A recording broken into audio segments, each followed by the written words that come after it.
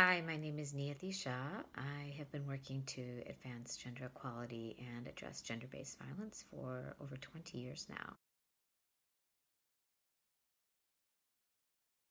Feminist leadership to me is exciting. It's transformative and essentially it's a paradigm shift to everything that we see in the world today. It's rooted in feminist principles, that is, social justice and inclusion for all.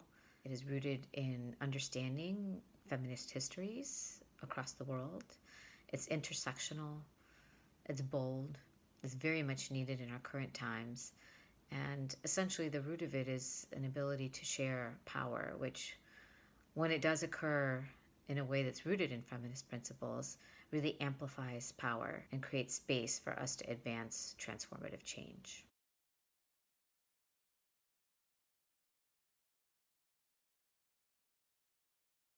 Feminist leadership is critically needed in our sector.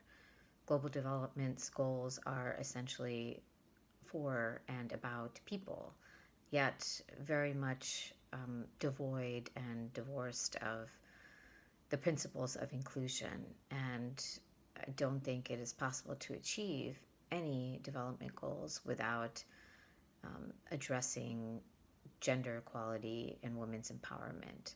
It will always be the reason why X goal or X number is not met. Um, and unless we really transform patriarchal structures, development obstacles will continue to persist.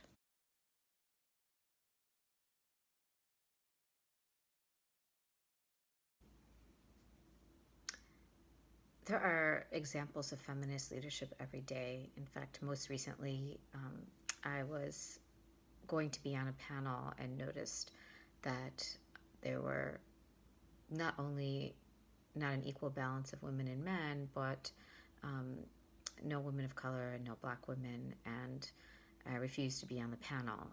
And this act of resistance was more than just saying include more people.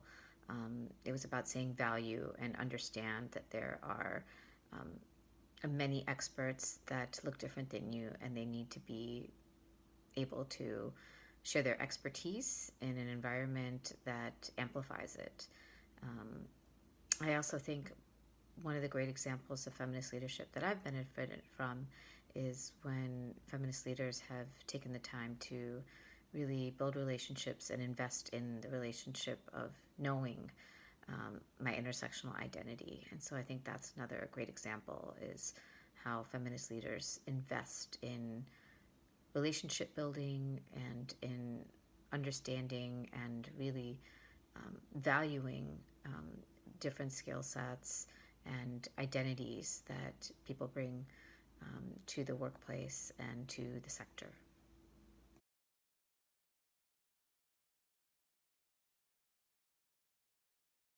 Certainly, mainstreaming feminist leadership into our sector has comes with its own set of challenges. And the main reason being we are operating in a sector and in a world that has deep systems of patriarchy. And feminist leadership is a paradigm shift that's really flipping the table or just transforming the table in general. Within organizations, it can be very challenging to assert the feminist principles in a way that resonate and in a way that are listened to. I think all the more reason to be doing this work and ensuring that we are sharing that feminist leadership is not something new. It's actually been around. But for us to actually infuse and mainstream feminist principles and leadership into our sectors and organizations, we need to be talking about this more and doing it together and sharing those challenges in a way that's very transparent and allows for us to hopefully transform them and continue to push onward. There are so many positive results of feminist leadership. I think most exciting in our sector is seeing the growing number of gender transformative activities and programming that are really intentionally seeking to address and transform gender norms.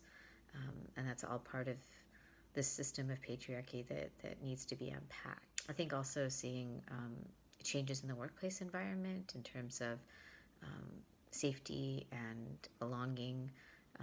I feel like there are real strides happening there as well. One of the most exciting pieces is seeing this growing network of coalitions, and movements have always been there, but I feel like they're growing and reaching new places and continuing to build momentum and strength.